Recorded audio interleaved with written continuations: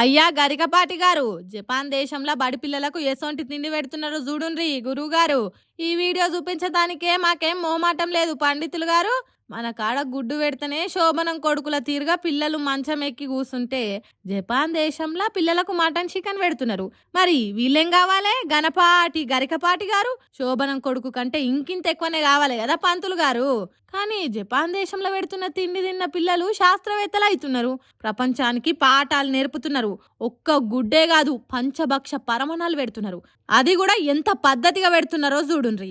అయినా పౌష్టికాహారం లేక దేశంలో ఎంతమంది పిల్లలు రోగాల పాలవుతున్నారో శుభ్రంగా నెయ్యేసుకొని తినే మీకు తెలిసే ఛాన్స్ ఎక్కడిది గాని. పంతులు గారు, నీ ఇద్దరి కొడుకులల్లా ఒక్కలకు గురజాడ అని పేరు పెట్టినావు కదా, ఆ గురజాడ రాసిన తిండి కలిగితే కండగలదోయ్ కండ కలవాడే మనిషోయ్ అనే పద్యం చదవలేదా?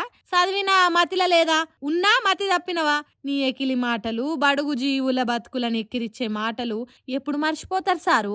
మన దేశంలో మధ్యాహ్నం బువ్వతో పాటు పెట్టే గుడ్డు తిన్న పిల్లలకు ఎన్ని పోషకాలు అందుతున్నాయో తెలుసా? అవేం తెలియదు గాని లొట్టి మీద కాకోలే లొడా లొడా వాగాలి. సభకొచ్చిన వాళ్ళతోని సప్పట్లు కొట్టించుకోవాలి. కడుపు నిండా తిండి పెడితే దేశానికి ఆరోగ్యవంతమైన సమాజం తయారైతుందనే సోయి లేని మాటలు మాట్లాడితే ఎట్లా సారు? చదువుకునేటోళ్లకు తిండి పెడితే రేపటి పౌరులైతారు, దేశానికి పనికొస్తారు. కానీ మీ అసొంటి పని పాట లేనోళ్లకు నోటికి ఏదొస్తే మాట్లాడేటోళ్లకు తిండి పెడితే సోంబేరిలు అవుతారు. అయినా గుడ్డు తింటే శోభనం కొడుకులైతే ఈ దునియాల సంవత్సరం నిండిన బుడ్డోడు 100 ఏండ్లు దాటిన పండు ముసలోళ్ళు కూడా గుడ్లు తింటాండ్రు. వాళ్ళంతా శోభనం కొడుకులే అవుతారా? వచ్చినాని మాటలు మాట్లాడి నెత్తి సొట్లు పడేటట్టు పబ్లిక్ తోని మొట్టికాయలు తినకుండా ఎట్లా మాట్లాడాలనో నేర్చుకోండి.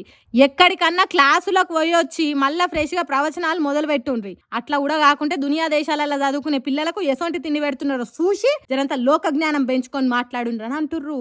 జపాన్ దేశంలో పిల్లలకు పెట్టే తిండి వీడియోలను చూసిన పబ్లిక్